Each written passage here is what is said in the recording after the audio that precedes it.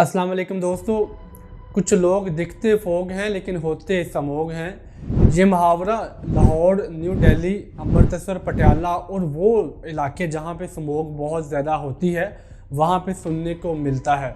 ये मुहावरा कोई ज़्यादा पुराना नहीं है दोस्तों। ये साल था 2015 जब पहली दफ़ा स्मोग ने लाहौर को अपनी लपेट में लिया। पहले लोगों को ये लगा कि ये फोग है, लेकिन जैसे जैसे लोगों के गले का इन्फेक्शन, आँखों की बीमारियाँ और सांस लेने में ज़्यादा दुश्वारी होने लगी तो लोग पैनिक करने लगे और मीडिया पे पहली दफ़ा लोगों ने ये टर्म सुनी, स्मोग। ये टर्म बिल्कुल नई थी लाहौरियों के लिए और आज स्मोग ग्रेट एनवायरमेंटल हैज़र्ड बन चुका है और ये बहुत ज़्यादा हार्मफुल है हम सबकी सेहत के लिए।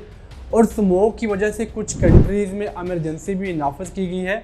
उन कंट्रीज़ में पाकिस्तान और इंडिया का नाम भी शामिल है। आज लाहौर समेत पाकिस्तान के बड़े बड़े शहरों में तमाम तलीमी इदारे, school, colleges, universities, cinemas, restaurants और सरकारी और निजी इदारों को बंद कर दिया गया है और पब्लिक ट्रांसपोर्ट को भी मुअत्तल कर दिया गया है क्योंकि बाहर निकलना और सांस लेना नामुमकिन हो चुका है दोस्तों।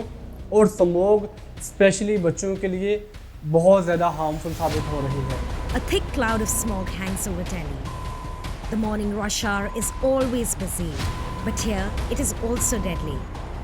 In the last few months, the city's air pollution has routinely hit the highest point that the Air Quality Index chart can measure, 1000 AQI, 20 times higher than what's deemed healthy. आज इंडिया का दारुल हुकूमत दिल्ली दुनिया का आलूदा तरीन शहर बन चुका है और लाहौर दूसरे नंबर पे आ चुका है दुनिया के आलूदा तरीन शहरों में। आज लाहौर और दिल्ली का एयर क्वालिटी इंडेक्स इतना ज़्यादा ख़राब है कि वहाँ पे सांस लेना भी मुश्किल हो चुका है। ये स्मोग है क्या और क्यों होती है? क्या स्मोग क्लाइमेट चेंज की वजह से है? ये कुछ ह्यूमन फैक्टर्स भी इसके अंदर इन्वॉल्व हैं। और क्या होगा अगर स्मोग हर साल ऐसे ही बढ़ती रही और इस स्मोग को हम किस तरह से रोक सकते हैं, जानते हैं आज की इस वीडियो में। A thick cloud of smoke hangs over Delhi. The morning rush hour is always busy, but here it is also deadly. In the last few months, the city's air pollution has routinely hit the highest point that the Air Quality Index chart can measure. Basically smog की दो types हैं। Number 1 classical smog, number 2 photochemical smog. ये दोनों smog इंसानी सेहत के लिए बहुत ज़्यादा हार्मफुल हैं।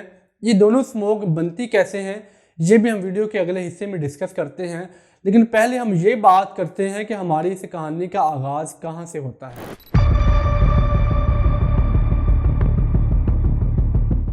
Smog, a silent intruder in the history of our cities. Its story begins with the Industrial Revolution, where the progress and pollution went hand in hand.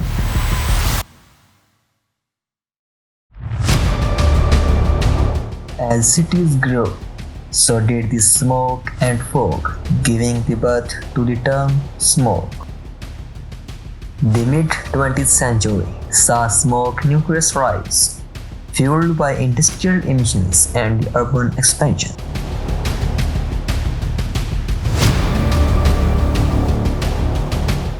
As we confront the harsh reality, many still live in the shadows of dangerous smoke levels. Health hazards persist, and the battle of clean air is far from the over. Industries contribute to the ongoing challenge, and the fight for breathable tomorrow continues.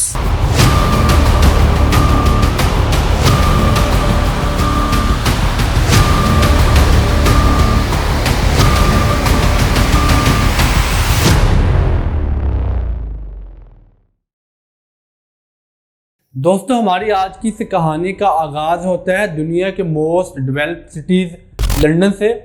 5 दिसंबर 1952 ये मामूल की एक सुबह थी जब लोग बाहर निकलते हैं तो बाहर शदीद धुंध होती है। पहले तो लोगों को ये नॉर्मल लगता है क्योंकि लंदन में दिसंबर के महीने में बहुत धुंध पड़ा करती थी, लेकिन जब दिन ढलने लगता है, दोपहर होती है, शाम हो जाती है, लेकिन सूरज बाहर नहीं आता और शाम तक लोग पैनिक करने लगते हैं। एडमिनिस्ट्रेटर्स ये ऐलान करते हैं कि आप घरों में रहें, बाहर मत निकलें, सुबह तक हालात नॉर्मल हो जाएंगे। लेकिन वेरी नेक्स्ट डे 6 दिसंबर 1952 बिल्कुल सेम डे था और बहुत शदीद धुंध थी और विजिबिलिटी बिल्कुल ज़ीरो के बराबर थी। यानी कि आपको नाक से आगे दिखाई नहीं दे रहा। अगर आप पैदल चल रहे हो तो पैदल चलते हुए आपको अपने पाँव भी दिखाई नहीं देंगे। और इसको कहा गया the great smog of London, जिसका आगाज़ होता है 5 दिसंबर 1952 को और जिसका एंड होता है 9 दिसंबर 1952।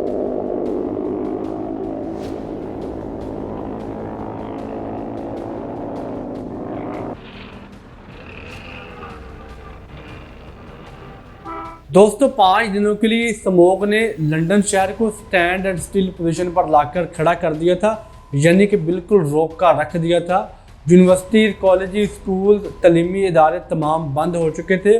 सरकारी और निजी इदारे भी बंद थे। ट्रांसपोर्ट बंद हो चुकी थी, सिनेमाज बंद हैं और लोगों के तमाम मामलाती ज़िंदगी बिल्कुल मुअत्तल हो चुके थे। जब विजिबिलिटी ही नहीं है तो आप बाहर कैसे निकलोगे और काम कैसे करोगे। इस the great smog of London के दौरान 12,000 से ज़्यादा लोग मर जाते हैं और 2 लाख से ज़्यादा लोग बीमार पड़ जाते हैं। इस स्मॉग ने बहुत खौफनाक इम्पैक्ट डाला लंदन के लोगों पर। ये स्मॉग हुई कैसे? लंदन एक डेंसिटी पॉपुलेटेड सिटी है और इसमें बहुत ज़्यादा लोगों की तादाद है और 20वीं सदी में होने वाला इंडस्ट्रियल रेवोल्यूशन ये अपने साथ साथ अच्छी चीज़ों के साथ बहुत बड़े डिसएडवांटेजेस भी लेके आ रहा था। लग्जरी लाइफ भी आ रही थी, लेकिन हवा की क्वालिटी बहुत ज़्यादा मुतासर हो रही थी। ये सबसे बड़ा डिसएडवांटेज था इंडस्ट्रियल रेवोल्यूशन का, वो था बैड एयर क्वालिटी इंडेक्स। 1952 के बाद से लंदन का एयर क्वालिटी इंडेक्स बहुत ज़्यादा बुरा होने लगा था, जिसकी सबसे बड़ी रीज़न थी कि इंडस्ट्रीज़ में और फैक्ट्रीज़ में कोयला जलाया जाता था और जिसकी वजह से धुआं पैदा होता था। और इंडस्ट्रीज़ में उस टाइम एनर्जी का सबसे बड़ा सोर्स कोयला ही हुआ करता था और जब कोयला इतना ज़्यादा जलाया जाने लगा तो बहुत ज़्यादा स्मोक पैदा होना शुरू हो गया था। और कोयला डोमेस्टिकली भी बहुत ज़्यादा यूज़ किया जाता था अपने घरों को गर्म रखने के लिए। स्पेशली विंटर्स में जब सर्दी बहुत ज़्यादा होती थी तो लोग अपने घरों को गर्म रखने के लिए कोयला बहुत ज़्यादा जलाने लगे। अभी वर्ल्ड वार सेकंड का एंड हो रहा था, वर्ल्ड वार सेकंड को ख़त्म हुए ज़्यादा टाइम नहीं हुआ था और लोगों के फाइनेंशियल हालात भी बहुत ज़्यादा ख़राब थे और लोग बैड क्वालिटी का कोयला जलाने लगे और बैड क्वालिटी का जो कोयला था वो बहुत ज़्यादा पोल्यूशन पैदा करता था। और विंटर्स में जो वेदर की कंडीशंस होती हैं बहुत डिफरेंट होती हैं। हवा ऑलमोस्ट बंद होती है, एटमॉस्फेयर में इसका प्रेशर बहुत भारी होता है और टेम्परेचर इन्वर्जन भी हो जाता है। टेम्परेचर इन्वर्जन एक ऐसा फिनोमेना है जिसमें हल्की हवा ऊपर चली जाती है और भारी हवा नीचे रह जाती है। और क्योंकि ठंडी हवा हमेशा भारी होती है और सर्दियों के मौसम में जब ठंडी हवा नीचे रहती है और फैक्ट्रियों से निकलने वाला धुआं जो कि ऑलरेडी एक भारी होता है वो आहिस्ता आहिस्ता लंदन के शहर में जमा होने लगा। और जब ये धुआं इतना ज़्यादा जमा हो जाता है और इसके साथ फोग मिलती है तो वो एक स्मोग की सूरत हाल अख्तियार कर लेती है और दुनिया में सबसे बड़े लेवल पर स्मोग देखी जाती है लंदन में पहली बार। दोस्तों मैं इस कहानी को थोड़ा सा रिवर्स करता हूँ और आपको लिए चलता हूँ साल 1943 में। और ये शहर था लॉस एंजलिस। इस साल भी पहली बार स्मोग को आइडेंटिफाई किया गया लॉस एंजलिस में। ये स्मोक बहुत ज़्यादा हार्मफुल नहीं थी और शहर के ऊपर एक येलो कलर के बादल छा जाते हैं, एक चादर सी बिछ जाती है। लोगों को पहली बार ये बताया जाता है कि स्मोग है, लेकिन ये बहुत ज़्यादा हार्मफुल नहीं होती। और कहा यह जाने लगा कि ये जो स्मोग है ये किसी ने अटैक किया है लॉस एंजलिस शहर के ऊपर। इस स्मोग की सबसे बड़ी रीज़न थी व्हीकल और पॉपुलेशन, प्राइमरी पॉल्यूटेंट्स और सेकेंडरी पॉल्यूटेंट्स। वीडियो के आगाज़ में मैंने आपको बताया था कि स्मोक की बेसिकली 2 टाइप्स होती हैं। नंबर 1 पे है क्लासिकल स्मोक।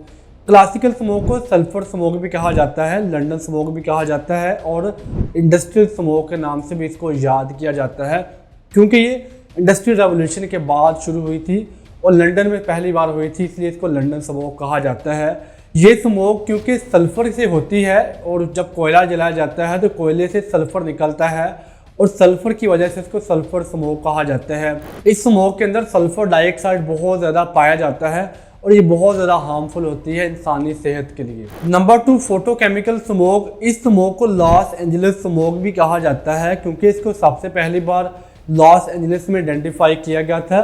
इसका कलर येलो होता है और ये हमेशा दिन को ही होती है। आप नाम से ही अंदाज़ा लगा सकते हैं फोटोकेमिकल स्मोक।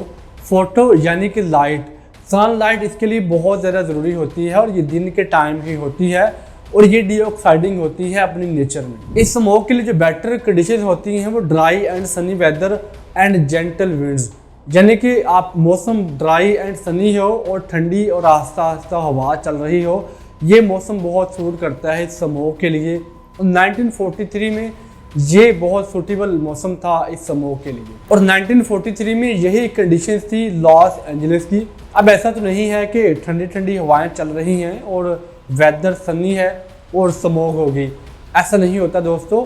और भी बहुत मेजर फैक्टर्स भी इसमें इन्वॉल्व थे। सबसे बड़ी मेजर रीज़न थी व्हीकुलर पोल्यूशन, और जब गाड़ियां चलती हैं तो इन गाड़ी के धुएं से नाइट्रोजन ऑक्साइड क्रिएट होती है। फोटोकेमिकल स्मोक का प्रोसेस एक्चुअली में होता कैसे है, इसको थोड़ा सा गहराई में समझते हैं। सबसे पहले नाइट्रोजन ऑक्साइड जो कि व्हीकल के चलने से क्रिएट होती है, इसको हम बोलते हैं प्राइमरी पॉल्यूटेंट, और इसके साथ एक और प्राइमरी पॉल्यूटेंट जिसको बोलते हैं वोलेटाइल ऑर्गेनिक कंपाउंड VOC। ये दोनों प्राइमरी पोल्यूटेंट जैसे कि नाइट्रोजन ऑक्साइड और volatile organic compound NOx NOx और VOC वॉक्स जब सन की प्रेजेंस में आपस में मिलते हैं तो सेकेंडरी पोल्यूटेंट्स क्रिएट करते हैं ग्राउंड लेवल ओजोन और पैन, जैसे कि प्रॉक्सी एसिटाइल नाइट्रिक। जब प्राइमरी पोल्यूटेंट्स और सेकेंडरी पोल्यूटेंट्स दोनों आपस में मिलते हैं तो फोटोकेमिकल स्मोक का फॉर्मेशन होता है। जब ये फॉर्मेशन होता है तो इसके बाद नाइट्रोजन डाइऑक्साइड जो कि ऑलरेडी हमारे एटमॉस्फेयर में पाई जाती है, वो भी सनलाइट की प्रेजेंस में दो हिस्सों में टूट जाती है, नाइट्रोजन मोनोऑक्साइड NO और ऑक्सीजन रेडिकल में। और फिर जो ऑलरेडी ऑक्सीजन हमारे एटमॉस्फेयर में प्रेजेंट है वो ऑक्सीजन रेडिकल्स के साथ कंबाइन हो जाती है, क्योंकि ऑक्सीजन रेडिकल्स बहुत ज़्यादा रिएक्टिव होते हैं और जल्दी से किसी के साथ जुड़ना चाहते हैं, और जब ये जुड़ जाते हैं तो ग्राउंड लेवल ओजोन बन जाती है और बहुत ज़्यादा शिद्दत के साथ बनती है, और इस तरह से मुकम्मल प्रोसेस के बाद फोटोकेमिकल स्मोक का फॉर्मेशन हो जाता है। दोस्तों ये थी दो टाइप्स की स्मोक, फोटोकेमिकल स्मोक और क्लासिकल स्मोक। अब ये दोनों टाइप्स की स्मोक के इफ़ेक्ट्स क्या होते हैं? दो टाइप्स की स्मोक है, इसके इफ़ेक्ट्स सेम होते हैं हमारी ज़िंदगियों पे और इस एनवायरनमेंट पे। ये बहुत ज़्यादा ख़तरनाक हैं इंसानी सेहत के लिए और हमारे एनवायरनमेंट के लिए। सबसे पहले तो आपको आँख, नाक और गले में बहुत ज़्यादा इरिटेशन होगी, और समटाइम ये इतना ज़्यादा हो सकता है कि आपकी आँखों से और नाक से मुसलसल पानी बहेगा और आपके गले में चुभन का एहसास होगा और आपको सांस लेने में बहुत ज़्यादा दिक्कत पेश आएगी। और अगर आपको एस्थमा और लंग्स डिजीज़ का प्रॉब्लम है तो ये और ज़्यादा बढ़ जाएगी और ज़्यादा इंटेंसिफाई हो जाएगी। इसलिए ये स्मोक एस्थमा और ब्रीथिंग एलर्जी वाले पेशेंट्स के लिए जानलेवा साबित हो सकती है। स्मोक हमारी क्रॉप्स को भी बहुत ज़्यादा डैमेज करती है, अनाज में कमी आ जाएगी और क्रॉप्स के प्रोडक्शन में भी बहुत ज़्यादा कमी आ सकती है। जैसे ऑलरेडी हम पहले बता चुके हैं कि विजिबिलिटी कम हो जाती है। जब विजिबिलिटी रिड्यूस होगी तो नुकसानात होंगे और इसके अलावा एक्सीडेंट्स के चांसेस बहुत ज़्यादा बढ़ जाते हैं। मोटरवेज बंद होगी, जब मोटरवेज या हाईवेज को बंद किया जाएगा तो आपके मामलाती ज़िंदगी बहुत ज़्यादा मुतासर हो सकते हैं। Leads to cracking of rubber. अच्छी क्वालिटी की रबर क्रैक नहीं होती, लेकिन जब आपकी फ़िज़ा में ग्राउंड लेवल की ओजोन होगी तो इसकी वजह से रबर की क्रैकिंग बहुत जल्दी होना शुरू हो जाती है और लोगों के नुकसानात होते हैं। फोटोकेमिकल स्मोक के दौरान नाइट्रिक एसिड का फॉर्मेशन होता है, और नाइट्रिक एसिड एक बहुत ज़्यादा स्ट्रॉन्ग एसिड है। नाइट्रिक एसिड से ही एसिड रेन बनती है और एसिड रेन के बहुत ज़्यादा नुकसानात होते हैं। इसके अलावा भी स्मोक बहुत ज़्यादा हार्मफुल है इंसानी सेहत के लिए। आप लोगों को सांस लेने में बहुत ज़्यादा तकलीफ़ आएगी, और ये बात ज़हन में रखें कि अगर आप एनवायरनमेंट में सांस ही नहीं ले सकते तो आपके लिए बाकी तमाम के तमाम लग्जरीज मीनिंगलेस हो जाती हैं। इसलिए ज़िंदगी में सबसे अहम चीज़ आपका सांस लेना है, और जब सांस लेने के लिए हवा अच्छी नहीं है तो आपकी बाकी लग्जरीज का कोई फ़ायदा नहीं रहेगा। अब यहाँ पे ये सवाल आता है कि स्मोक को कैसे रिड्यूस किया जा सकता है, अपनी फ़िज़ा को स्मोक से हम कैसे पाक कर सकते हैं, ऐसे कौन से मेजर्स लिए जाएं जिससे स्मोक को कम से कम किया जा सके। नंबर 1 पे बात की जाए तो हमको बर्निंग पे बहुत ज़्यादा कंट्रोल करने की ज़रूरत है। फसलों की बाकियात और वेस्टेज को बर्न करने से गुरेज करें और किसानों को अवेयरनेस मैसेजेस दिए जाएँ। महकमा ज़राअत हुकूमत पंजाब एक टिपिकल मैसेज सर्विसेज देता है, उनको चाहिए कि फार्मर्स को अवेयर करें कि जो आप फसलों को जलाते हैं इसके बहुत ज़्यादा नुकसानात होते हैं। आप लोग हेल्दी लाइफस्टाइल को अडॉप्ट करें, जिसमें सबसे पहले नंबर पे पैदल चले, ज़्यादा से ज़्यादा पैदल चलने की कोशिश करें और गाड़ियों का इस्तेमाल कम कर दें और ज़्यादा पब्लिक ट्रांसपोर्ट को इस्तेमाल करें ताकि ज़्यादा से ज़्यादा लोग एक साथ ट्रैवल कर सकें। नंबर 3, बाईसाइकिल कल्चर को प्रमोट किया जाए। Opinion makers, political leaders, celebrities और मजहबी रहनुमा सामने आएँ और बाईसाइकिल चलाएं और बाईसाइकिल के कल्चर को प्रमोट किया जाए और लोगों को मोटिवेट करें कि आप लोग भी बाईसाइकिल चलाएं। नंबर 4, धुआं छोड़ने वाली गाड़ियों को सड़कों पे मत आने दें और ज़्यादा सख्ती करें ताकि धुआं छोड़ने वाली गाड़ियां सड़कों पे ना आएँ और ज़्यादा से ज़्यादा इलेक्ट्रिसिटी पे फोकस किया जाए और ऑयल की कंजम्पशन को भी कम किया जाए। आप लोग जब भी घर से निकलें तो मास्क का इस्तेमाल ज़्यादा करें। जब मास्क पहनेंगे तो आपको सांस लेने में दिक्कत नहीं आएगी और जो बैड क्वालिटी की हवा है या जो भी पोल्यूशन है आपके मुंह या नाक के रास्ते से आपके अंदर नहीं जाएगी। लोगों को ज़्यादा से ज़्यादा एजुकेट करें, एयर क्वालिटी इंडेक्स के बारे में बताएं कि ये कितनी ज़्यादा अहम है हमारी ज़िंदगियों के लिए और हमारी सेहत के लिए। अगर हवा की क्वालिटी, एयर क्वालिटी इंडेक्स अच्छा होगा तो हमारी ज़िंदगियों में बहुत ज़्यादा आसानी आएगी। और दोस्तों कमेंट सेक्शन में आप लोग बताएंगे कि लाहौर और दिल्ली में होने वाली स्मोक की टाइप कौन सी है, वो फोटोकेमिकल स्मोक है या क्लासिकल स्मोक है। कमेंट्स में आपका इंतज़ार रहेगा। अल्लाह हाफिज़।